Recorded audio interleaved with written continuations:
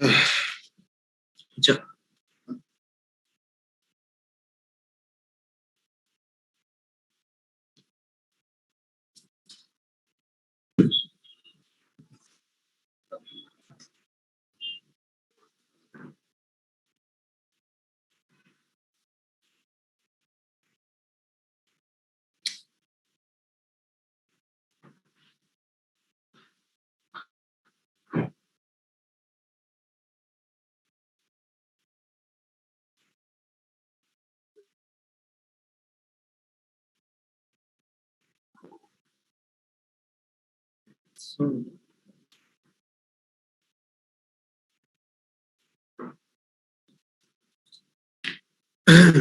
আচ্ছা, আমি আরো 5 মিনিট পরে শুরু করবো। আপনাদেরকে কি টর্নিকেট পড়াইছিলাম আপনার?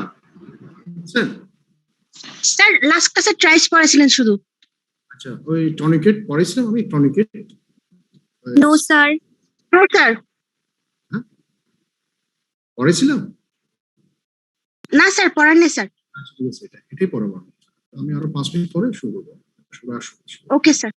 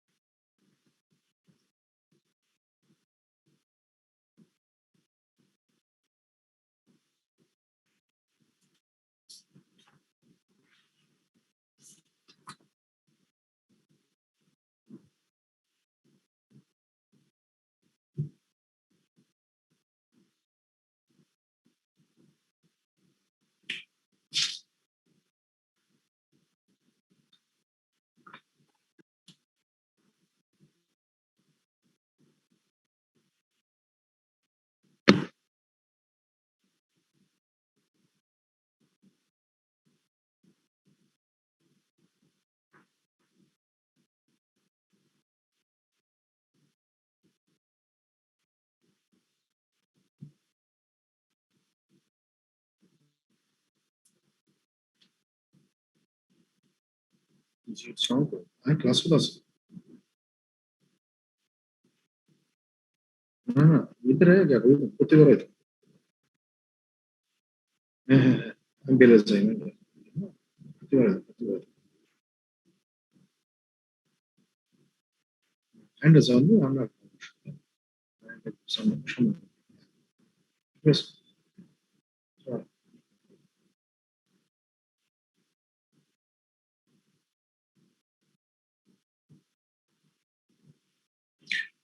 আচ্ছা, আমি শুরু করতেছি। আমি আজকে যে টপিকটা পড়াবো আপনাদের, এটা হলো কি ধরেন গতবার তো ট্রায়াস পড়াইছিলাম। এটা হলো কি রিটেনের জন্য খুবই important, very very important. Short note হিসাবে ইনভেরিয়াবলি ইট উইল বি আস্কড। মাঝে মাঝে ভয় ভয় তো জিজ্ঞেস করে ট্রায়াসটা, কিন্তু বেশিরভাগ হচ্ছে হলো কি শর্ট নোট হিসাবে অথবা রিটেন হিসাবে এটা মানে একটা খুবই কমন কোয়েশ্চেন ট্রায়াসটা। যা দিচ্ছে ওটাই মোর দেন ইনাফ, অথবা যদি আপনারা কিছু অ্যাড করতে চান এটা আপনাদের বিষয়। আপনারা সবসময় খেয়াল রাখবেন যখন আপনারা, যেহেতু আপনাদের এখন সময় আছে, আহ, যেহেতু থার্ড ইয়ার এখন, আপনারা সবসময় হলো কি মেইন টেক্সট বুকটা পড়ার জন্য চেষ্টা করবেন। মেইন টেক্সট বুক পড়ার জন্য চেষ্টা করবেন আপনাদের। ফর এক্সাম্পল কিছু বেলিজ অ্যান্ড লাভ, কিছু সার্জারি আছে ওখানে, যে অর্থোপেডিক্স এর কিছু টপিকস আছে ওটা পড়ার জন্য চেষ্টা করবেন। আর কিছু জিনিস হচ্ছিল কি আর্ট অর্থোপেডিক্স এর, যেটা মানে পড়তে পারেন আপনারা নিলে ভালো, অ্যাডামস। অ্যাডামস একটা মানে অর্থোপেডিক্স একটা ছোট বই আছে, ওইটা হলো কি টুবি কয়েনসাইজ ফ্র্যাকচারের ক্ষেত্রে, ওইটা আপনি একটু পড়তে পারেন অথবা দেখতে পারেন। ভেরি কয়েনসাইজ বই, এটা একটা ভালো একটা বই। অ্যাডামস অর্থোপেডিক্স পড়লে ভালো, না পড়লে অসুবিধা নেই, কিন্তু ওই বেশিরভাগ খেয়াল রাখবেন হচ্ছে কি আপনার মেইন টেক্সট বুক গুলোকে বেলিজ এন্ড লাভটা একটু চেষ্টা করেন পড়ার জন্য।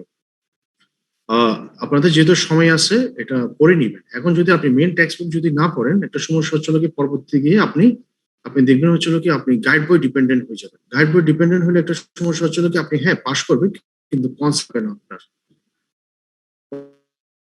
কোনো কনসেপ্ট থাকবে না। আর যে পোস্ট গ্রাজুয়েশনের সময় অথবা যদি অনেক সময় যদি এক্সামিনার কিছু ট্রিকি কোয়েশ্চেন জিজ্ঞেস করে, তখন দেখবেন দেখে আপনারা হয়তো আনসার দিতে পারবেন না, কেন সবকিছু হচ্ছিল কি আপনার মানে মুখস্থ করছে কিছু জিনিস ওখানে। হ্যাঁ, কিছু মুখস্থ করার বিষয় আছে, কিছু বোঝার বিষয় আছে। এই বোঝার বিষয়টা হচ্ছিল কি আপনি চটি পড়ে কোনোদিন বুঝতে পারবেন না, এটা কি মেইন টেক্সট বুক করে বুঝতে হবে। মেইন টেক্সট বুক এটা অর্থ না থেকে আপনি সবকিছু মানে পড়বেন। কিছু জিনিস আছে, ফর এক্সাম্পল বেলিজেন কিছু বক্স আছে, ও বক্স গুলো আপনার পড়ার জন্য চেষ্টা করবেন। অথবা হলো কি দেখবেন হচ্ছিল কি মানে কিছু কিছু ইম্পর্টেন্ট লাইন আছে, ওই লাইনগুলো একটু জাস্ট দাগায় নিবেন, পুরো বই দেখানোর দরকার নেই, যেটা আপনি মনে করেন যে মোস্ট ইম্পর্টেন্ট। অথবা যে বক্স গুলো যেগুলো আছে, বক্স রিলেটেড লাইনগুলো একটু একটু দাগায় নিবেন। পুরোটা মুখস্থ করেন না, জাস্ট আপনি একটা রিডিং দিবেন। মেইন টেক্সট বুক একবার যদি পড়েন তখন একটু দেখবেন থেকে প্রথমবার হয়তো কিছু বুঝতে পারবেন না, দেখবেন দেখি মনে কিছু সবকিছু হেফাজত লাগে, কিন্তু আপনি এটা দেখবেন টপিকটা যদি দুই একবার পড়েন তখন দেখবেন দেখি কনসেপ্ট একটু ক্লিয়ার হয়ে যাবে, তো আপনার কনফিডেন্স লেভেলটা বাড়বে।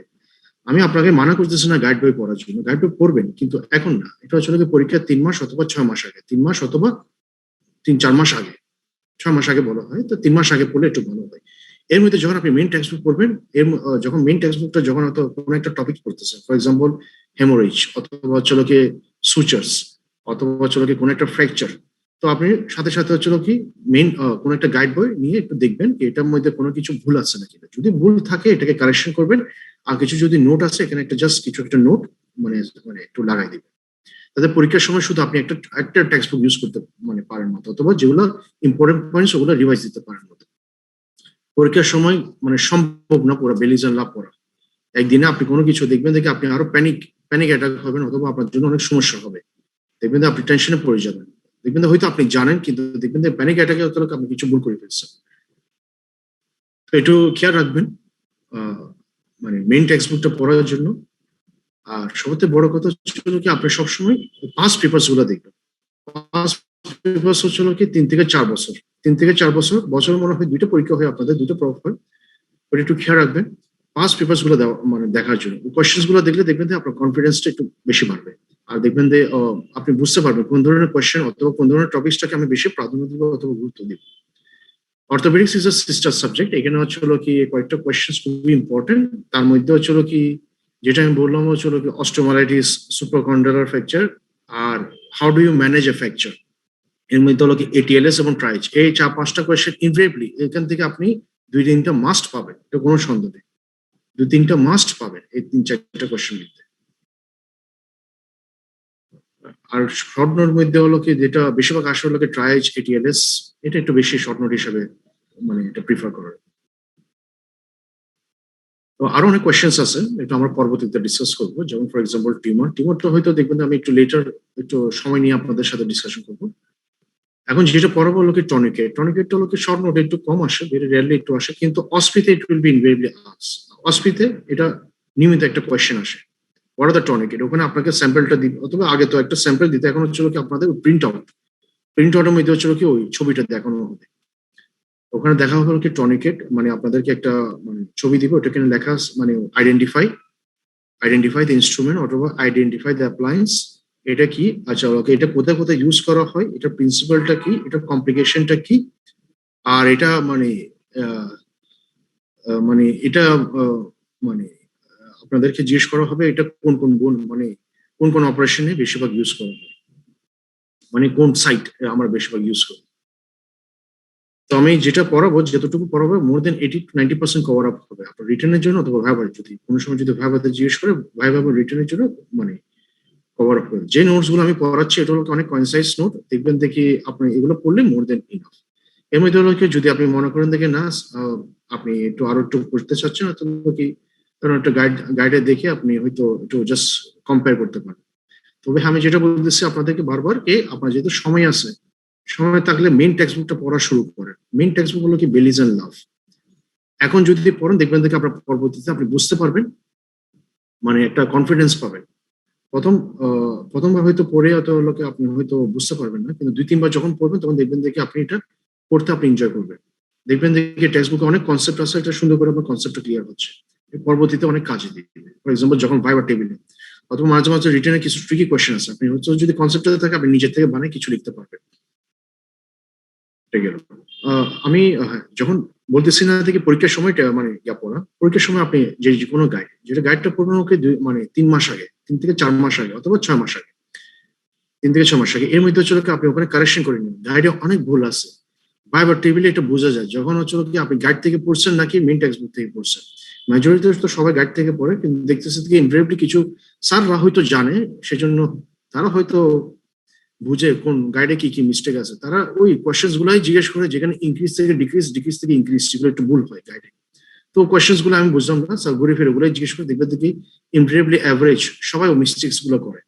তো আমি যেটা বলতেছি, আবার গাইড গুলো পড়েন, কোনো সমস্যা নেই, কিন্তু এটা দেখবেন এটা কারেকশন করার মতো আর কিছু, যদি দেখেন যে কোনো কিছু এক্সট্রা জিনিস আছে ওখানে হলো কি আপনার একটা স্লিপ প্যাড অথবা একটা নোট ওখানে অ্যাটাচ করে নিবেন। এই পরীক্ষার সময় যেমন এটা জাস্ট একটা ধরো একটা রিভিশন হইতে পারবে, অথবা আপনার বেলিজ মানে মেইন টেক্সট বুক আর ঘাটতে না হয়। পরীক্ষার আগে আমি মেইন টেক্সট বুক পড়তে বলতেছি, পরীক্ষার আগে গাইড পড়িয়েন, অসুবিধা নেই, অথবা আপনার যেটা সুবিধা মানে যেটা সুবিধা মনে হয়, যেমন আপনি প্রিপারেশন নিতে পারেন এই অনুযায়ী নিয়ে। আর সবসময় ছিল কি কোয়েশ্চেন পেপার গুলো সবসময় দেখবেন, কোনো কিছু করতে না পারলে আপনি জাস্ট কোয়েশ্চেন পেপার গুলো জাস্ট একটু মানে দেখবেন কোন কোন কোয়েশ্চেন গুলা মানে আসতেছে, অথবা কোন কোন কোয়েশ্চেন গুলো বেশি গুরুত্বপূর্ণ মানে দেওয়া উচিত। তো আমি এতটুকু একটু জাস্ট ডিসকাস করলাম আপনাদের ব্যাপারে, কেন সামনে দেখতেছি অনেক কয়েকটা মানে স্টুডেন্টস গুলা দেখলাম গতবার, মানে তারা হলো কি একটু কোয়েশ্চেন্স গুলো অনেক ভুল করছে, তারা মেজরিটি হলো কি গাইড বোর্ড থেকে পড়লো। এটা আমি মানা করতেছি না গাইড বোর্ড থেকে, কিন্তু তারা ওই যেটা স্যাররা জিজ্ঞেস করলো, প্রথম কোয়েশ্চেন কয়েকটা জিজ্ঞেস করলে এরপর বলছে স্যার জিজ্ঞেস করলো তুমি কোন বই থেকে পড়লো, স্টুডেন্টরা আর কিছু বলতে পারে না, কেন স্বাভাবিক তারা গাইড থেকে পড়লো। তারা তো কেউ তো বললে যদি বেলিজেন লাভ হচ্ছে ঠিক আছে, বেলিজেন লাভে তোমাকে কি কি পড়ছো এটা দেখো বলো, স্যারকে স্যারকে মানে স্যার হয়তো আপনি যদি মিথ্যা বলেন স্যার হয়তো বুঝে যাবে এটা। তো জাস্ট চুপচাপ থাকবেন, যদি দেখবেন দেখে টেক্সট বুকের নাম বলতে পারেন স্যার এটা বুঝে যাবে। আর আপনি যদি বলেন যে কনফিডেন্স স্যার আমি এটা বেলিজেন লাভ থেকেই পড়লাম, তখন স্যার হয়তো মাইন্ড করবে, তখন হয়তো আপনাকে আবার কাউন্টার কোয়েশ্চেন শুরু করে দিবে। তার মানে কি ওটা বুঝে যেতে হবে কি আপনি আর ওখানে আর উদ্ধার হওয়া সম্ভব না। একটু খেয়াল রাখেন, একটু যেটা বললাম, কোয়েশ্চেন যদি না পারেন অথবা যদি মানে মনে করতেছেন থেকে আপনি রিকালেক্ট করতে পারছেন, জাস্ট স্যারকে বলে দিবেন স্যার আমি এটা হয়তো স্যার এটা পড়ছিলাম আমি রিকালেক্ট করতে পারতেছি না। কোনোদিন বলবেন না স্যার এটা আমি পারবো স্যার, পারলে স্যার আপনাকে কোয়েশ্চেন গুলো করতে থাকবে। আর আপনি ভুল করতে থাকলে অনেকে মাইন্ড করবে, দেখবেন দেখে অনেক স্যার দেখে দেখে স্টুডেন্টকে বাজানোর জন্য অনেক এনজয় করে। দেখবেন দেখে একটা ভুল করছে স্যার এটা দেখবেন দেখে ভুলটাতে স্যার কোয়েশ্চেন শুরু করে দিবে, তখন দেখবেন এমন একটা পর্যায়ে চলে যাবে দেখবেন আপনি আর উদ্ধার হইতে পারতেছেন না। একটু খেয়াল রাখেন এটা নিজে, যদি না পারেন অথবা যদি কনফিউশন থাকে স্যারকে একটু বলে দিবেন, ইমিডিয়েটলি এক্সামিনারকে বলে দিবেন, এক্সামিনার আপনাকে চান্স দিবে, majority examiner more than 80 to 90% examiner chance দিবে, সেকেন্ড চান্স দিবে। যদি আপনি ভুল বলেন চান্স নেই। আপনি যদি দেখছেন যে কোয়েশ্চেনটা হয়তো মনে পড়তেছে তো মানে এত জানা নেই, তখন আপনি জাস্ট স্যারকে বলুন স্যার এটা আমি পড়ছিলাম স্যার এটা আমার কোয়েশ্চেনটা অথবা এই কার্ডটা আমার মনে নেই, তখন আপনাকে স্যার 8টা কার্ড অথবা 8টা কোয়েশ্চেন করার জন্য সুযোগ দিবে। এরকম অনেকবার হয়েছে, অনেক মানে যারা একটু চালাক আছে স্টুডেন্ট, যারা একটু ইন্টেলিজেন্ট অথবা ভালো স্টুডেন্ট, তারা দেখছে লোকে স্বাভাবিক কিছু কয়েক মানে বলে দিচ্ছে স্যারকে, সরাসরি বলে দিচ্ছে স্যার এটা আমি পারবো না।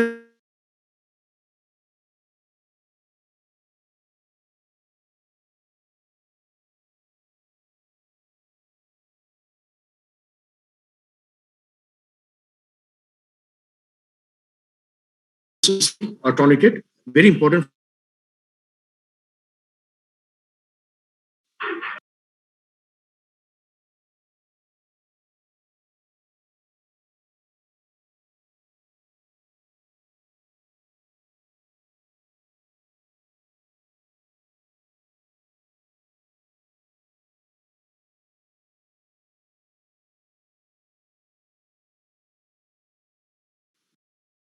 ঠিক আছে, আমি শুরু করতেছি টর্নিকেট। টর্নিকেট হচ্ছিল কি মানে ডেফিনিশন। প্রথম আমরা কি করবো কি ডেফিনিশন। এফ হচ্ছিল কি এইম অথবা ইউজ অফ টর্নিকেট। আমরা কেন ইউজ করি এইম অফ টর্নিকেট অথবা ইউজ অফ টর্নিকেট। এরপর হচ্ছিল কি principles of tourniquet application, types of tourniquet. এরপর হচ্ছিল কি site of application of tourniquet, tourniquet pressure topics. আর হচ্ছিল কি আমার একটা টপিক হচ্ছিল কি complication and contraindication. Now introduction, I'm going to say introduction. It is a surgical appliance অথবা definition. Introduction অথবা definition. It is a surgical appliance which is used temporarily before operation. It is an important surgical appliance which is used temporarily before operation to produce a bloodless operative field. It is an appliance which is used temporarily before operation to produce a bloodless operative field. এটা হচ্ছিল কি introduction. What is the use of tourniquet অথবা aim of tourniquet? First, aim অথবা use of tourniquet to provide bloodless operative field for recognition of delicate structure. To provide bloodless operative field for recognition of delicate structure. For example, vessels, nerves, and tendons. Vessels, nerves, and tendon. So for recognition of delicate structures. মানে যেগুলো হচ্ছে কি structure গুলো হলো কি খুবই important. যেটা হচ্ছে তখন দেখলে একটু টাচ করলে অথবা মানে কোনো কিছু একটু জাস্ট ট্রমা রাখলে, মানে কোনো কিছু যদি ইনস্ট্রুমেন্টেশন যদি একটু বেশি ব্যবহার হয় ওখানে দেখবেন দেখি পরবর্তীতে এটা কমপ্লিকেশন গুলো বেশি ডেভেলপ হবে। ফর এক্সাম্পল যদি আমি সাপোজ আমি টর্নিকেটটা বানিয়ে যদি আমি একটা জায়গায় ইনসিশন দিই দেখবেন দেখি নিয়মিত ব্লিডিং হচ্ছে। ব্লিডিং হলে দেখবেন দেখি যে মানে আমার উদ্দেশ্যটা কি অপারেশনটা করো ওই স্ট্রাকচারটা রিমুভ করো অথবা স্ট্রাকচারটাকে ফিক্স করো। এখন দেখতেছি যেহেতু আমার ভিউ পয়েন্ট মানে অপারেটিভ ভিউ পয়েন্টটা যদি আমার ক্লিয়ার না থাকে তখন দেখবেন দেখি আমার অপারেশনটা হ্যাম্পার হবে। সেই জন্য হচ্ছিল কি আমরা ওই bloodless operative field to recognize the delicate structure. Delicate structure মধ্যে কি আছে ভেসেলস, নার্ভস এবং tendon. Vessels, blood vessels, nerves এবং tendon to provide bloodless operative field for recognition of delicate structure অথবা sensitive structures. For recognition of a delicate structure, for example, vessels, nerves, এবং tendon. To reduce the time of operation. আপনি যদি দেখবেন দেখি operative ফিল্ডে যদি clear না থাকে তখন দেখবেন হচ্ছিল কি আপনার অপারেটিভ টাইমটা একটু বেশি নিচ্ছে। যত অপারেশন টাইম বেশি নেবেন তত কমপ্লিকেশনস অ্যারাইজ হবে। পোস্ট অপারেটিভ কমপ্লিকেশন তত বেশি অ্যারাইজ হবে। এটা পরবর্তীতে আমি যাব কি কি কমপ্লিকেশনস অ্যারাইজ হবে এটা নেক্সট টপিকে আমি অথবা নেক্সট ক্লাসে আমি হয়তো নিব। এটা মেবি হলো কি আপনাদের সার্জারিতে নিবে post operative complications to reduce the time of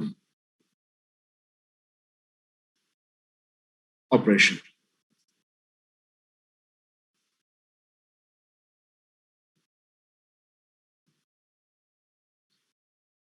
Now, principle of the use of tourniquet. কি principal of use of tourniquet. প্রথম হচ্ছিল কি আমরা ইন্ট্রোডাকশন অথবা ডেফিনিশনটা বললাম, সেকেন্ড হচ্ছিল কি এইম অথবা ইউজটা বললাম, 3 নম্বরটা হচ্ছিল কি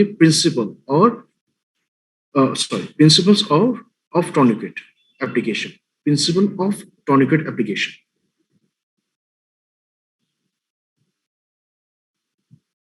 Principles of tourniquet application.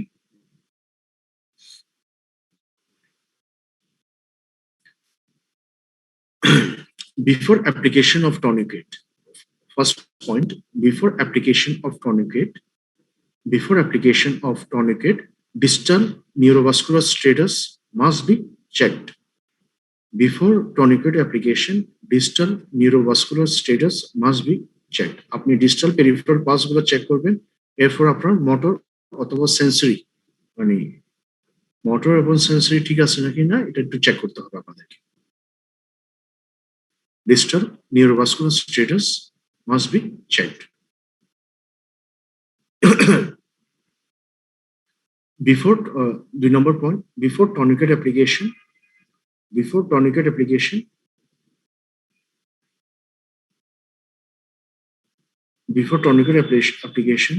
the operative site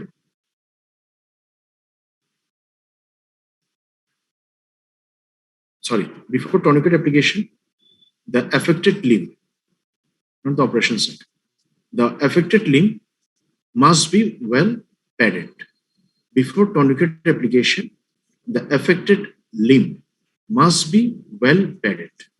Before tourniquet application, tourniquet যখন আমি অ্যাপ্লাই করব এটা হচ্ছে কি ভালো করে, যেমন ফর এক্সাম্পল আমি যেখানে অপারেটিভ করব এটা একটু অথবা আমি যদি দেখতেছি ফোর আর্মে যদি অপারেটিভ করব তো আমাকে হচ্ছে কি মানে আর্মের দিকে আমাকে হচ্ছে কি টর্নিকেটটা অ্যাপ্লাই করতে হবে। এখন টর্নিকেটটা যখন অ্যাপ্লাই করবো আমি এখানে একটু কি ভালো কটন র্যাপিং দিব, এই কটন র্যাপিং এর উপরেই আমি টর্নিকেটটা অ্যাপ্লাই করবো, নাহলে দেখবেন দেখি মানে স্কিন ইনজুরি অথবা সিভিয়ার সফট টিস্যু ইনজুরি হবে যদি আমি সরাসরি টর্নিকেটটা অ্যাপ্লাই করি কোনো কিছু মানে প্যাড কোনো কিছু কটন রোল অথবা কোনো কিছু প্রোটেকশন না দিয়ে। এটাকে যদি ভালো করে কভারিং যদি না করি তখন যদি আমরা সরাসরি যদি আমি টর্নিকেট অ্যাপ্লাই করি তখন হচ্ছে কি আপনার স্কিন অথবা সফট টিস্যু ইনজুরি হওয়ার সম্ভাবনাটা একটু বেশি থাকে। সেজন্য before tourniquet application, the affected limb should be well padded, PADDED, padded, cotton pad, বেশিরভাগ হলো আমরা ইউজ করে কি cotton pad,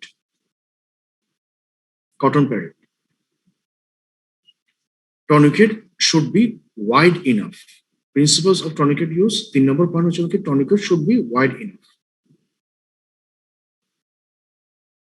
টর্নিকেট ব্রেডটা একটু বেশি থাকতে হবে। যদি আপনার যদি এটা দেখবেন যে ব্রেডটা অনেক কম তখন দেখবেন যে কি টর্নিকেট এটা হচ্ছে কি এফেক্ট আরো বেশি, মানে দেখবেন যে আপনার সিভিয়ার প্রেশার, আমরা একটা টর্নিকেট প্রেশার দিব কিন্তু দেখবেন যে কি ওটা এমন ভাবে প্রেশার দিচ্ছে কি হলো কি ডেলিকেট স্ট্রাকচার গুলোই যেখানে ডেলিকেট স্ট্রাকচার গুলো আছে ওখানে একটু আরো প্রেশার ক্রিয়েট করবে অথবা হ্যাম্পার করবে অথবা কমপ্লিকেশন ডেভেলপ করবে। আমরা ওয়েটটা একটু বেশি বাড়ায় বলছি হচ্ছে কি কেন, টর্নিকেট যদি আপনি যদি ওয়েটটা যদি কম থাকে তখন হচ্ছে কি একটা কনফাইন রিজনে শুধু একটা মানে একটা পার্টিকুলার রিজনে প্রেশারটা বেশি থাকবে, আরগুলো রিজনে প্রেশারটা কম থাকবে, কিন্তু যে রিজনে প্রেশারটা বেশি থাকবে ওখানে দেখবেন যে ডেলিকেট স্ট্রাকচার গুলো আছে ওগুলো ইনজার হচ্ছে। সেজন্য হলো আরেকবার বলবেন। জি, tourniquet should be wide enough,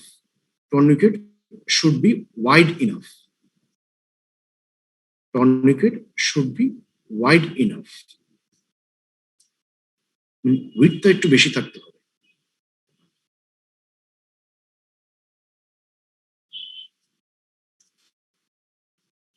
tourniquet should be wide enough.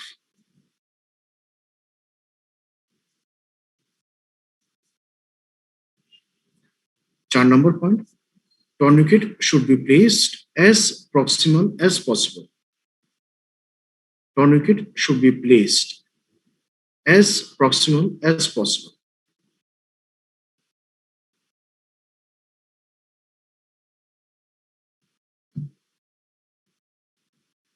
এটা হচ্ছে কি ডিস্টাল, আপনি যদি মানে লোয়ার হ্যান্ডে যদি যান হ্যান্ডের দিকে যান তাহলে এটা হলো কি ডিস্টাল, আর উপর দিকে যদি যান এটা হচ্ছে কি proximal.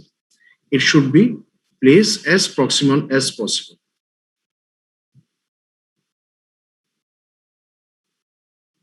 It should be placed as proximal as possible.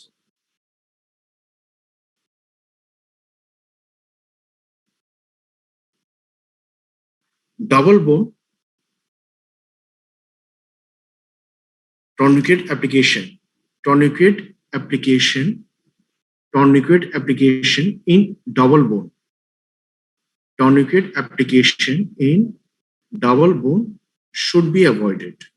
Tourniquet application in double bone should be avoided. আমরা টর্নিকেট অ্যাপ্লাই করি হচ্ছিল কি সিঙ্গেল বোনে। ফর এক্সাম্পল যদি আমি এটা হচ্ছিল কি আর্ম, এটা হলো কি ফোরাম, ফোরাম হচ্ছিল কি রেডিয়াস এন্ড আলনা আছে, আর্ম হচ্ছিল কি হিউমারাস আছে। তো আমরা অ্যাপ্লাই করবো হচ্ছিল কি হিউমারাসে টর্নিকেটটা যখন আমরা মানে ফোরামে যদি অপারেশন করি। হ্যাঁ, আপনার এখন আরেকটা কোয়েশ্চেন হচ্ছিল কি স্যার যদি আমরা হিউমারাসে অপারেশন করি তখন কি করা যায়? তখন হচ্ছিল কি হয়তো টর্নিকেট আমরা অ্যাপ্লিকেশনটা অ্যাপ্লিকেবল না, হয়তো দেওয়া সম্ভব না। তখন হচ্ছিল কি আমাদেরকে মানে বেশিরভাগ হচ্ছিল কি মানে ইনসিশনটা ডাইথার্মিটা একটু বেশি ইউজ করতে হবে। ডাইথার্মি হচ্ছিল কি ওই যেটা হলো কি আমাদের যে ব্লিডিং ভেসেলস গুলো আছে ওটা হলো কি আমরা থার্মাল অথবা ইলেকট্রিক কোয়াগুলেশন দিই, আমরা এটাকে জাস্ট ব্লিডিংটা স্টপ করবো। এটা একটু মানে বডির জন্য একটু মানে খারাপ, তবু এটা হচ্ছে কি there is no other way. আর নাহলে আমাদেরকে ব্লাডলেস অপারেটিভ ফিল্ড যদি আমরা ক্রিয়েট না করে আমরা রেগুলার স্ট্রাকচার গুলোকে হ্যাম্পার করবো। যদি আমি আমি এটা অফ দ্য টপিক যাচ্ছি, যদি আমার যদি দেখবেন থেকে যেটা আমি পয়েন্ট বললাম, আমরা লোকে টর্নিকেট অ্যাভয়েড করবো ডবল বোন স্ট্রাকচার। ফর এক্সাম্পল আমরা যদি অপারেশন করি হলো কি ফোরামে অথবা আপার লিমে যদি ফোরামে অপারেশন করি আর অথবা লোয়ার লিমে যদি টিবিয়া ফিবুলার অপারেশন করি, আমরা অ্যাপ্লাই করবো হলো কি আপার লিমে তোর হিউমারাসে অথবা আর্মে অথবা হচ্ছে লোয়ার লিমে থাই অথবা ফিমারে। এখন ওখানে টর্নিকেট মানে ওখানে যদি তো ব্লাডলেস অপারেটিভ ফিল্ডটা মানে তো করা যাবে না, যেহেতু ওখানে যেহেতু আমরা অপারেটিভ সাইডে যাবো, তখন আমরা কি করবো হচ্ছে কি আমরা বেশি ভালো ডাইথার্মিটা ইউজ করবো। ডাইথার্মি ইউজটা হচ্ছে লো মানে ফোরামে ইউজ হয় কিন্তু কম্পারেটিভলি কম, আমাদেরকে ওখানে জাস্ট ব্লাড কোয়াগুলেশন গুলো বেশি বেশি করতে হচ্ছে না। কিন্তু ওখানে যেহেতু আমরা মানে টর্নিকেট ইউজ করতেছি না, তখন দেখবেন এখানে ডাইথার্মি বেশি ইউজ হচ্ছে, মানে কোয়াগুলেশন মানে আমরা হিট দিয়ে অথবা ইলেকট্রিক দিয়ে আমি কোয়াগুলেট করি, যে ভেসেলস গুলো আছে ওগুলো একটু কোয়াগুলেট করি। তো এটা কোয়াগুলেট করে একটা সমস্যা হচ্ছিল কি এম্বোলিজম হওয়ার সম্ভাবনাটা বেশি, ক্লট হবে তখন একটু এম্বোলিজম হবে, এটা একটু হওয়ার সম্ভাবনাটা একটু বেশি থাকে।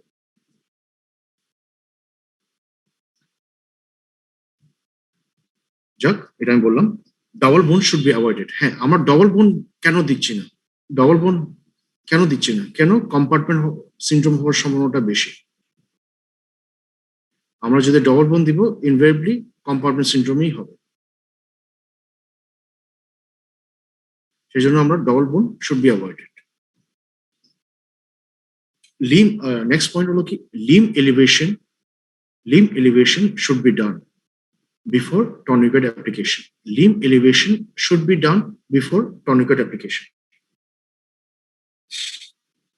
Limb elevation should be done before tourniquet application. যখন আমরা টর্নিকেটটা অ্যাপ্লাই করবো তখন দেখবো হচ্ছিল কি আমার লিমটা যেটা আমি অপারেটিভ করবো ও লিমটা একটু জাস্ট আমরা একটু রেস্ট করবো 2 থেকে 3 মিনিট, তাকে ব্লাড যেগুলো মানে আছে এগুলো একটু নিচের দিকে ড্রেন হয়ে যায়।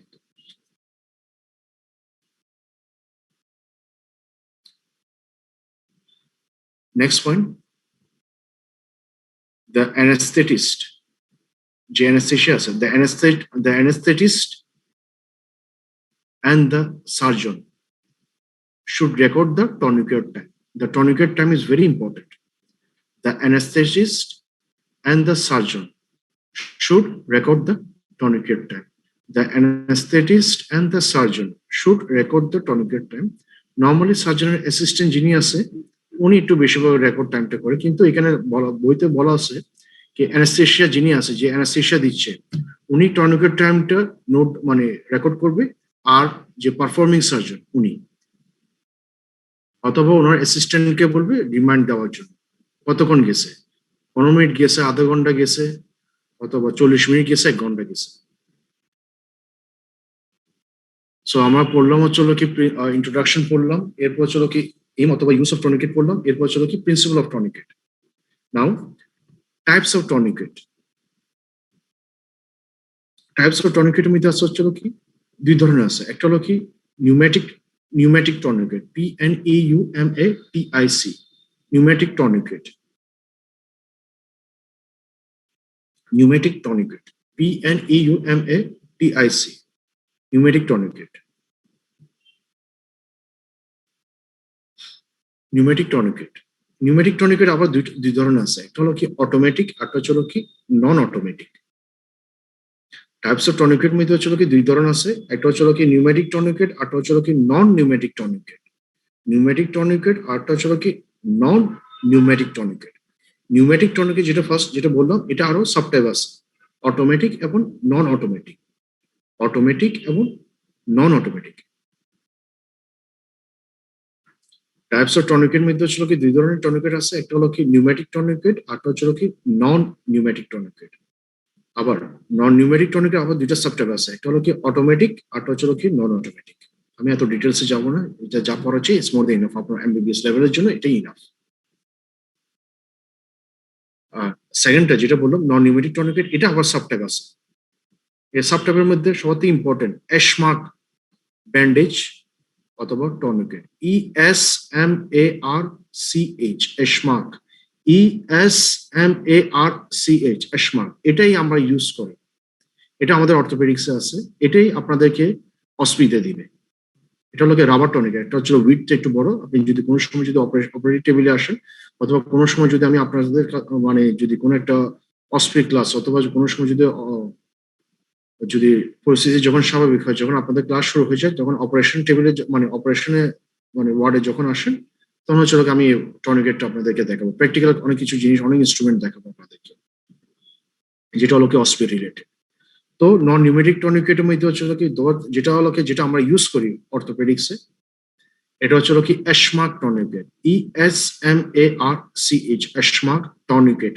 এটা আপনার ওই নেটের মধ্যে আপনারা ওই ইমেজে নেটের মধ্যে আপনারা সার্চ দিয়ে দেখতে পারেন ইমেজে। রাবার এটা এশমার্ক টনিকেট। দুই নম্বরটা হচ্ছে কি rubber tourniquet, rubber RUBBER, rubber tourniquet.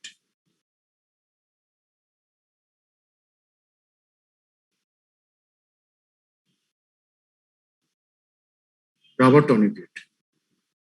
তিন নম্বরটা হচ্ছে কি ডিজিটাল টনিকেট, ডিজিটাল টনিকেট। যেহেতু আপনি কোনো সময় হচ্ছিল কি আপনার ডিজিটাল ফিঙ্গারে অথবা প্রক্সিমাল ফিঙ্গারে যে আপনি কোনো অপারেটিভ করতে চাচ্ছেন, তো আমরা কি করবো হচ্ছিল কি এ পাশে এই সাইডে আমরা একটা যেখান থেকে হচ্ছিল কি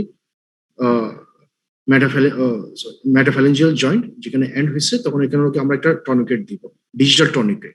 ডিজিটাল টনিকেট বেশিরভাগ আমরা ইউজ করি হচ্ছিল কি গ্লাভস, গ্লাভসের যে এন্ডটা আছে, যে এন্ডের রাবার ব্যান্ড যেটা আছে, ওইটাই আমরা বেশিরভাগ ইউজ করি। গ্লাভসের যে রাবার ব্যান্ড এন্ডটা যেটা আছে, ওইটা আমরা খুলে অথবা কেটে আমরা ওই রাবারটা ইউজ করি। আপনারা অনেক সময় যদি দেখবেন দেখে গ্লাভস করছেন, গ্লাভস করে হচ্ছে যে মানে একটা যে এন্ডে আছে, এই এন্ডে হলো হচ্ছে একটা রাবার ব্যান্ড আছে, ও রাবার ব্যান্ডটা আমরা কি করি, এটা কেটে আমরা এখানে মানে ডিজিটালি আমরা এটা ইউজ করি টনিকেট হিসেবে। এটা স্যার জিজ্ঞেস করছিল যে আপনি বলছেন ডিজিটাল টনিকেট, ডিজিটাল টনিকেট আপনি কোনটা ইউজ করেন, কি ইউজ করেন আপনি ডিজিটাল টনিকেটে? তো উনি সিনারিটা ক্রিয়েট করছে, আপনি ইমার্জেন্সিতে আসেন, হঠাৎ করে হচ্ছিল কি আপনার একটা ফিঙ্গারে অপারেশন করতে হবে, তো আপনি আপনার কাছে একটা টনিকেট আছে, মানে আপনার কাছে এটা একটা যেহেতু অপারেশন করতে হবে, তার মানে কি আপনাকে টনিকেটটা ইউজ করতে হবে। এখন আপনার কাছে অন্য কোনো কিছু নেই, তো আপনি কি ইউজ করবেন? তো তারা বলছে স্যার গ্লাভস থেকে ওই যেটা রাবার ব্যান্ড আছে, ওই রাবার টনিকেটটা আমরা ইউজ করবো। এটাই আনসার, গ্লাভসের এন্ডের রাবার। স্যার এটা জানতে চাচ্ছিল আপনার প্র্যাকটিক্যালে কোনো সময় দেখছেন নাকি, এটাই। তো যেটা হলো কি টাইপস অফ টনিকেট মধ্যে হচ্ছিল কি নিউমেটিক টনিকেট, নন নিউমেটিক টনিকেট। নন নিউমেটিক টনিকেট মধ্যে হচ্ছিল কি যেটা অর্থোপেডিক্সে খুব ইম্পর্টেন্ট, যেটা অসপিতে আপনাদের পিকচারটা আসবে, এশমার্ক ব্যান্ডেজ অথবা এশমার্ক টনিকেট, এশমার্ক ব্যান্ডেজ অথবা এশমার্ক টনিকেট।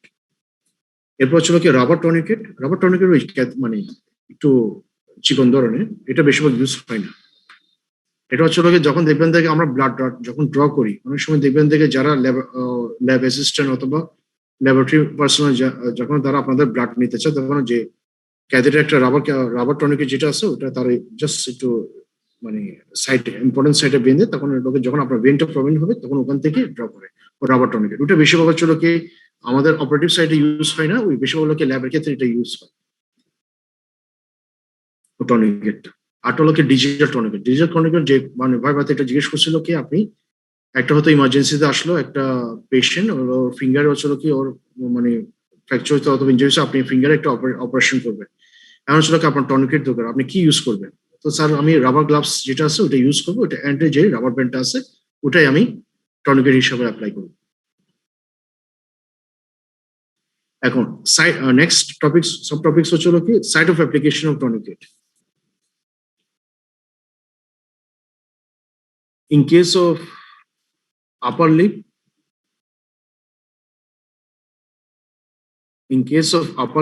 site of application of tourniquet in case of upper lip,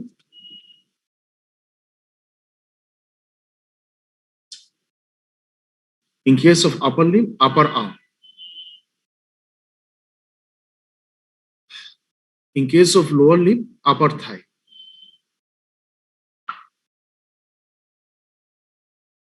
Excuse me.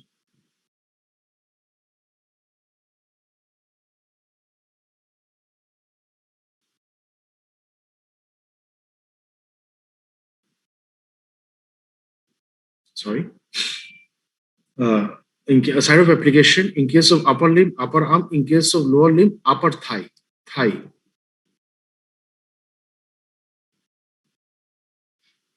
upper thigh. This is the site of application of tourniquet. Arta very important, tourniquet pressure. Eta ভাইভাতে question ছিল।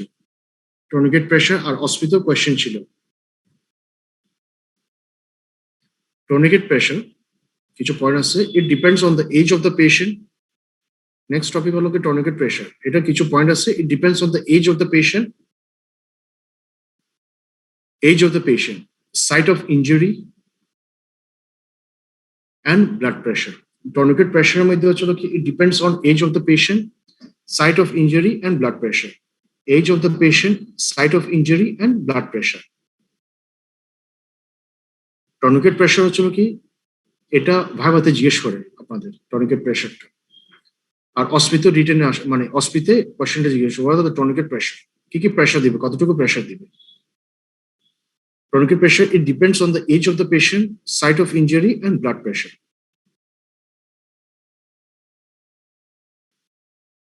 In case of upper limb, 80 to 100 millimeter mercury above systolic blood pressure. 80 to 100 millimeter mercury above systolic blood pressure. তার মানে আপনার for example যখন আপনি blood pressure মাপেন, মানে যেমন for example বলা হচ্ছিল কি উপরে সিস্টোলিক প্রেশার আছে, নিচেরটা হলো কি ডায়াস্টোলিক প্রেশার 120/80, যেটা নর্মাল। 120 হলো কি সিস্টোলিক প্রেশার, মানে 80 এটা হচ্ছিল কি ডায়াস্টোলিক প্রেশার। এখন হলো কি আমরা কি করব, টর্নিকেট প্রেশার পদ্ধতি দিব। যদি আমরা প্রেশারটা মাপি, যদি দেখতেছি যে কি পেশেন্টের প্রেশার হচ্ছিল কি 120 মিলিমিটার মার্কুরি, তো এখান থেকে আমরা কি করব 80 to 100 মিলিমিটার মার্কুরি অ্যাড করব। 120 প্লাস 80 অথবা 120 প্লাস 100, 120 প্লাস 80 অথবা 120 plus 100। Tourniquet pressure in case of upper limb 80 to 100 millimeter mercury above systolic blood pressure. 80 to 100 millimeter mercury above systolic blood pressure.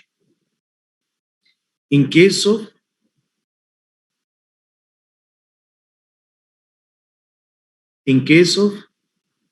lower limb, 100 to 150 millimeter mercury above systolic blood pressure. In case of lower limb, about 100 to 150 millimeter mercury above systolic blood pressure. এই কোয়েশ্চেনটা এটা very important, এটা ভাইভাতে জিজ্ঞেস করছে। আর আরেকটা কথা হচ্ছিল কি অস্পিতে এটা মানে একটা কোয়েশ্চেন আসছিল, identify the instruments, what are the uses of this instrument and what are the tourniquet pressure in case of upper lip and the lower lip, অথবা কি কি টর্নিকেট প্রেশার দিবে। অনেক সময় হলো কি আইডেন্টিফাই দ্য ইনস্ট্রুমেন্ট, এটা tourniquet, what are the principle of this appliance, what are the principle of this use, যেটা আমি বললাম এই কোয়েশ্চেনটা চলে আসলো। এরপর হচ্ছে কি কমপ্লিকেশন। এই দুটো কোয়েশ্চেন মানে দুই তিনটা কোয়েশ্চেন আসলো যেটা আমি বললাম। Now tourniquet time, another very important, tourniquet time. What is this tourniquet time? Tourniquet time, এটা ভাইভাতে জিজ্ঞেস করছি। In case of upper lip, in case of upper lip, in case of upper lip, up to 1 hour. In case of upper lip, up to 1 hour. 1 hour হচ্ছে লোকের tourniquet time. 1 hour থেকে একটু বেশি হলে একটু সমস্যা হয়ে যাবে, বিভিন্ন ধরনের কমপ্লিকেশন ডেভেলপ করবে, স্পেশালি টর্নিকেট পালসি। বিভিন্ন ধরনের complication,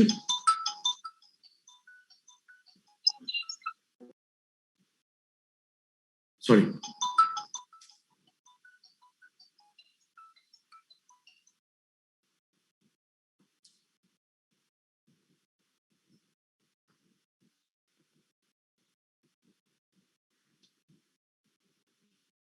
sorry for that.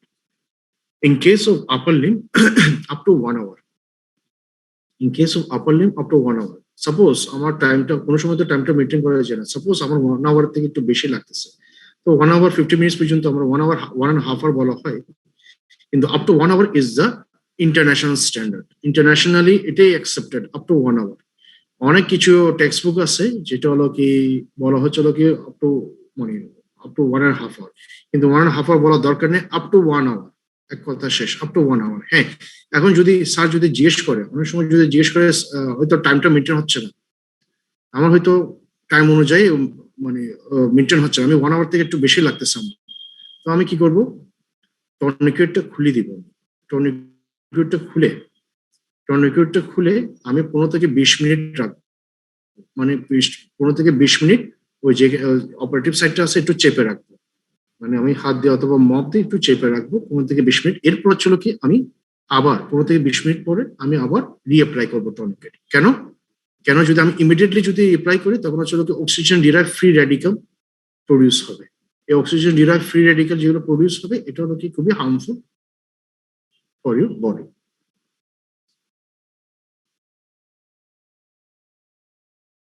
Sir এটা আবার একটু বলেন। আচ্ছা, নর্মালি এটা ভাইবাতে জিজ্ঞেস হচ্ছে, ঠিক আছে আমি বলতেছি। নর্মালি হচ্ছিল কি আমার টর্নিকেট টাইম, নর্মালি টর্নিকেট টাইমটা কি আপ টু 1 hour।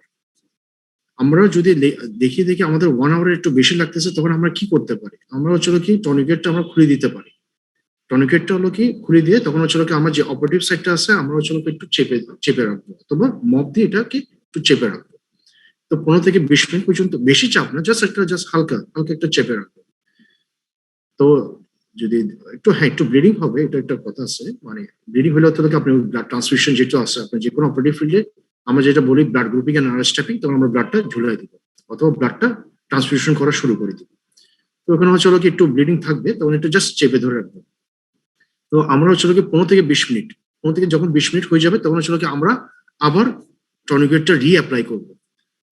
আমরা খুলে দিচ্ছি, খুলে দিয়ে বলো কি 15 থেকে 20 মিনিট পর্যন্ত এটা রাখছি, অপারেটিভ সাইডটা একটু চেপে ধরে রাখছি, এর মধ্যে লোকে ব্লাড চলতেছে, তখন এটা লোকে পরে আমার 15 থেকে 20 মিনিট পরে আমরা আবার কি করবো, রিঅ্যাপ্লাই অফ টর্নিকেট।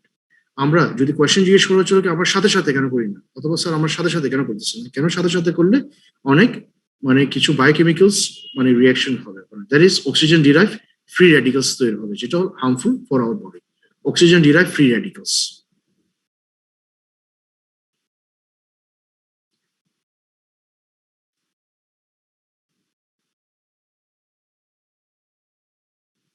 তো এটা আমার প্রিভেন্ট করার জন্য, সেই জন্য আমাকে 15 থেকে 20 মিনিট সময় নেই।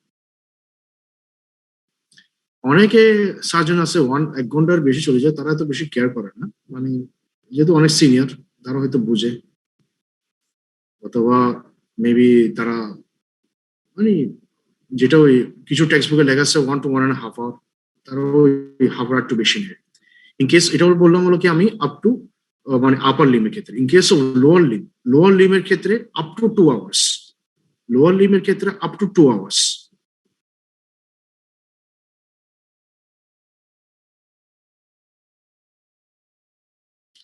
আপার লিমের ক্ষেত্রে আপ টু 1 hour, লোয়ার লিমের ক্ষেত্রে হলো কি আপ টু 2 hours। 2 hours বলা হচ্ছে যত তাড়াতাড়ি সম্ভব, মানে যত তাড়াতাড়ি তত ভালো। যেমন হয়তো দেখতেছেন থেকে আপনার ওখানে ফিক্সেশন হচ্ছে, আপনার উদ্দেশ্যটা পূরণ হয়ে গেছে, আপনি দেখবেন থেকে সাথে সাথে পারলে টর্নিকেটটা খুলে দিন, কেন টর্নিকেট কমপ্লিকেশনটা অনেক বেশি হয়। ফর এক্সাম্পল আমার উদ্দেশ্য ছিল হলো কি একটা মানে ফর এক্সাম্পল আমার রেডিয়াস এবং আলনা মানে ভেঙে গেছে, আমরা ওখানে কি করব, একটা অপারেটিভ করব, মানে প্লেটটা লাগাবো। আমার যখন প্লেট লাগানো হয়ে গেছে তখন যতটুকু সম্ভব টর্নিকেটটা খুলে দেওয়া খুবই উপকার হবে। মানে এটা বলা হয়েছে আপ টু 1 আওয়ার, কিন্তু 1 আওয়ার থেকে আরো নিচে গেলে যত কম সময় তত উপকারী পেশেন্টের জন্য। আপনার উদ্দেশ্যটা পূরণ হয়ে গেছে তখন সাথে সাথে হলো কি আপনি টর্নিকেটটা খুলে দিলে পেশেন্ট হচ্ছে হলো কি অনেক বেনিফিশিয়াল পাবে। তখন দেখবেন অনেক সার্জন কি করে একবার সেলাই আগ পর্যন্ত, মানে স্কিন সেলাই শেষ করে তখন টর্নিকেটটা খুলে। আমি আমাদের এটা হলো কি কিছু সিনিয়র সার্জন করে, আর কিছু সার্জন দেখতেছি দেখি যখন ওদের প্লেট লাগানোর উদ্দেশ্যটা পূরণ হয়ে গেছে, অথবা যে এম অফ অপারেশন যেটা ছিল এটা উদ্দেশ্যটা পূরণ হয়ে গেছে, তখন হচ্ছে কি ইমিডিয়েটলি তখন কি করে টর্নিকেটটা খুলিয়ে দেয়। তখন হচ্ছে কি আস্তে আস্তে আস্তে আস্তে যেগুলো ব্লিডিং আছে এগুলোকে জাস্ট একটু মোটামুটি জাস্ট একটু সফট দিয়ে অথবা জাস্ট একটু হালকা ডায়টামি দিয়ে তারা আস্তে আস্তে আগে, মানে স্কিনটা আস্তে আস্তে ক্লোজার করে।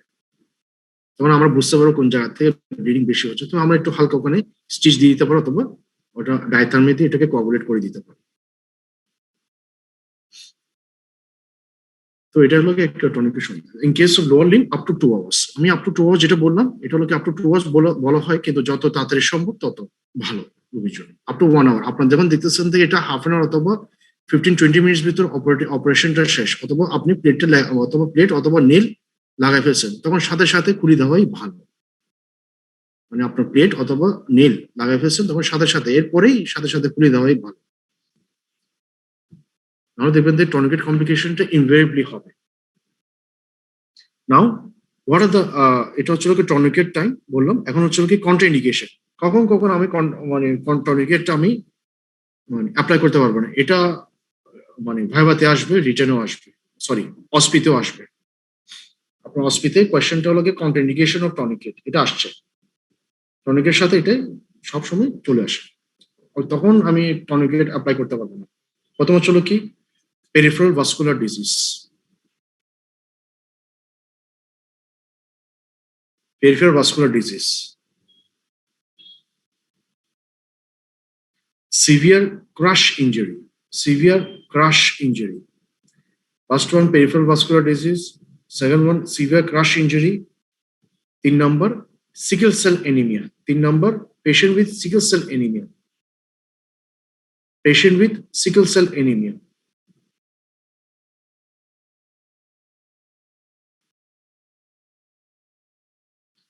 4 number severe infection,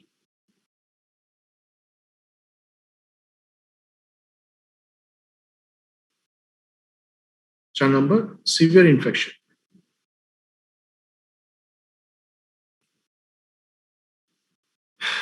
What are the এখন 8টা সাব টপিক হলো কি complication of tourniquet. Contraindication of tourniquet বললো 4টা। এখন কমপ্লিকেশন অফ টর্নিকেট কমপ্লিকেশন হচ্ছে কি ফার্স্ট ওয়ান টর্নিকেট পালসি।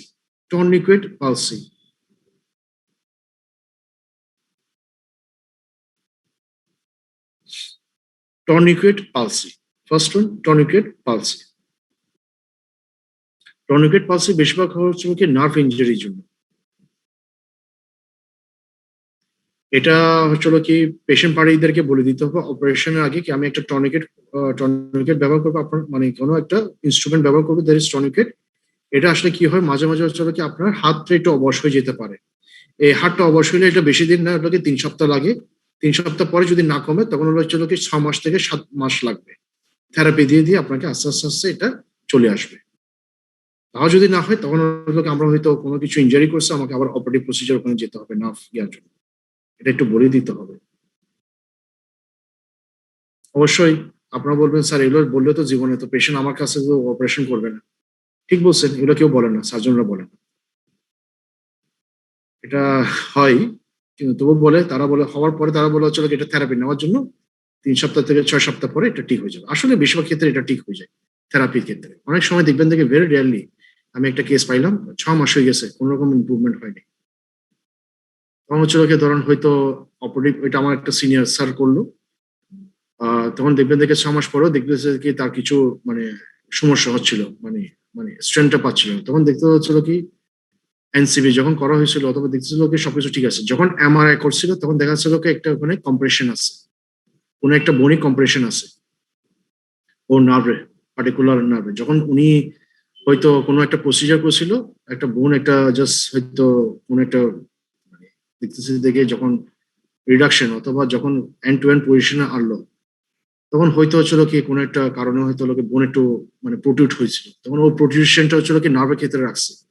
তো এটা কারণে হচ্ছিল কি এই চাপ যেটা পড়ছে নার্ভে, যে চাপটা পড়ছে এটা কারণে হচ্ছিল কি তার স্ট্রেংথটা অথবা মোটরটা কমে গেছে, মোটর স্ট্রেংথটা।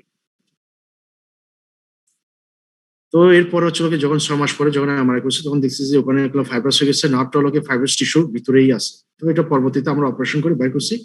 আবার 3 সপ্তাহ মানে 3 সপ্তাহ পরে দেখছি যে পেশেন্ট মোটামুটি নর্মাল আবার রিকভার হয়ে আসে দ্রুত।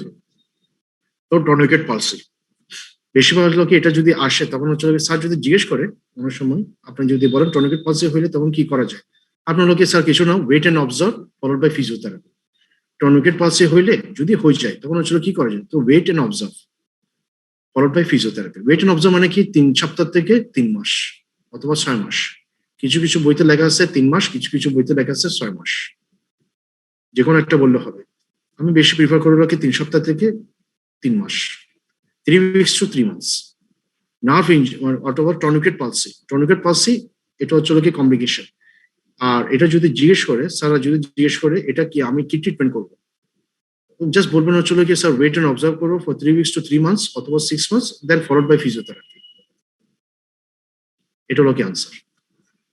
2 নম্বর হচ্ছে কি ischemia and gangrene of the limb. Ischemia and gangrene of the limb, এটা আমি যেটা বললাম টর্নিকেট যদি ওয়াইড না হয় অথবা যেগুলো রাবার টর্নিকেট যেগুলো আমরা ব্যবহার করি, টর্নিকেট যদি ওয়াইড না হয় অথবা রাবার টর্নিকেট যেগুলো একটু ব্যবহার করি, এদের ইস্কিমিয়া ও গ্যাংগ্রিন হওয়ার সম্ভাবনাটা একটু বেশি। Ischaemia and gangrene of the limb.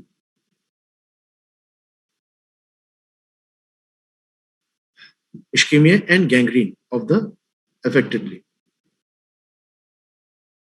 3 নম্বর হচ্ছে কি টর্নিকেট এডিমা। দেখবেন থেকে সবসময় হচ্ছে কি সফট টিস্যু এডিমা থাকবে ওখানে, এটা আস্তে আস্তে আস্তে আস্তে কমে যাবে। এটা হলো কি অথবা সবসময় থাকবে, এটা এটা মেনে নিতে হবে। বেশিরভাগ ক্ষেত্রে চলে যায়। দেখবেন টর্নিকেট এডিমা হচ্ছে স্যার আমার এখানে সবসময় এটা খোলা থাকে, তো দেখবে যেহেতু ওখানে সফট টিস্যু হ্যান্ডলিংটা বেশিরভাগ হয়েছে অথবা আপনি প্রলং টর্নিকেট টাইম ইউজ করছেন, অনেকক্ষণ ধরে ইউজ করছেন, 1 ঘন্টা বদলে আপনি 1.5 ঘন্টা ইউজ 1.5 ঘন্টা রাখছেন, 2 ঘন্টা বদলে হলো কি পরে আপনি আরো 2.5 ঘন্টা অথবা 2 ঘন্টা আরো একটু বেশি রাখছেন, যত মানে রিকোয়ার্ড টাইম থেকে একটু বেশি রাখছেন অথবা মানে হয়তো 1 ঘন্টার ভিতরে রাখছেন তাও হয়ে গেছে, তো এটা কিছু করে না। তো মানে কি সফট টিস্যু ইঞ্জুরিটা একটু বেশি হয়েছে ওখানে, যে আপনি যে চাপটা দিয়েছেন ওখানে সফট টিস্যু ইঞ্জুরিটা বেশি হয়েছে। তো ইনফ্লেমেটরি রিয়াকশন হয়েছে, তখন হচ্ছে লোকে ফাইব্রাস টিস্যু হয়ে গেছে, তখন এডিমা ডেভেলপ হয়েছে। তো এডিমাটা দেখবেন থেকে একবার ফাইব্রাস টিস্যু ডেভেলপ হয়ে গেলে এডিমাটা সবসময় থেকে যায়। তো পেশেন্ট পার্টি গিয়ে বলবেন হচ্ছে কি এটা হলো জাস্ট থেরাপি দিয়ে যদ্দূর আসে, এটা আস্তে আস্তে কমে যাবে অথবা আপনার ডেইলি অ্যাক্টিভিটিস কোনো হ্যাম্পার হবে না। টর্নিকেট এডিমা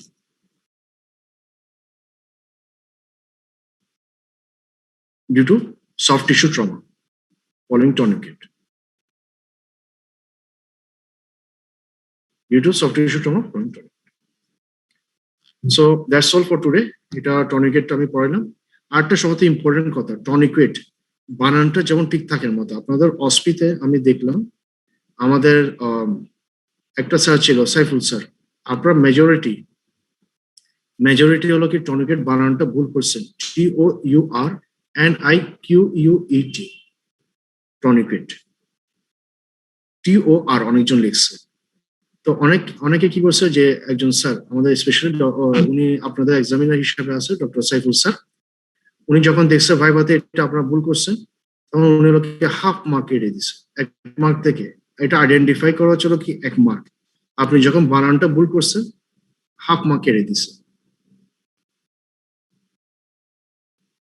হাফ মার্ক কেটে দিচ্ছে। তো একটু খেয়াল রাখবেন যেমন স্পেলিং মিস্টেকটা না হয়। অনেক সিনিয়র স্যার আছে, for example Ashraf Ali sir একজন, যদি আপনাদের যদি ফিচার যদি আসে কোনো সময়, উনি জিরোই দেয়, উনি কোনো মার্সি দেখায় না, উনি জিরো দিবে আপনাকে যদি বানানটা ভুল করেন। অনেক সিনিয়র স্যার, সবাই না, সিনিয়র স্যার কয়েকজন আছে, তারা যদি বানান ভুল করেন, আইডেন্টিফাই দ্য টেকনিক মানে আইডেন্টিফাই দ্য ইনস্ট্রুমেন্ট অথবা আইডেন্টিফাই দ্য প্রসিজার, কিছু একটা প্রসিজার অথবা আইডেন্টিফাই দ্য টেস্টের নামটা বলেন। যদি আপনি ওখানে বানানটা ভুল করেন অথবা বলতে ভুল করেন, জিরো, কোনো কথা। তো আপনি যদি দেখবেন থেকে টনিকেট বানানটা ভুল করছেন, যদি ও স্যার কেউ যদি সিনিয়র স্যার যদি থাকে, দেখবেন থেকে মাঝে মাঝে ওগুলোকে আপনার 1 মার্ক থেকে তারা হাফ মার্ক কেটে নিবে।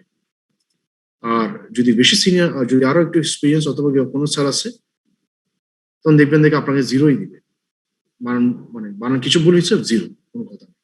তাদেরই যুক্তি আছে, কারণ ইন্টারন্যাশনাল নিয়ম অনুযায়ী যদি বানান ভুল হয় এটা 0। সেজন্য একটু খেয়াল রাখবেন বানানটা যেমন ঠিক থাকে।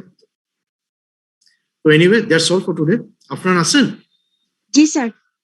ওই আপনি আমাকে যারা অ্যাবসেন্ট তাদের পার্সেন্টেজটা পাঠিয়ে দিন। আর আজকে ডেট সহ আপনাদের ব্যাচ ওকে স্যার। সহ ডেট সহ আজকে মানে আমাকে যারা অ্যাবসেন্ট তাদের পাঠিয়ে দিন। ওকে, এনিওয়ে অল থ্যাংক ইউ।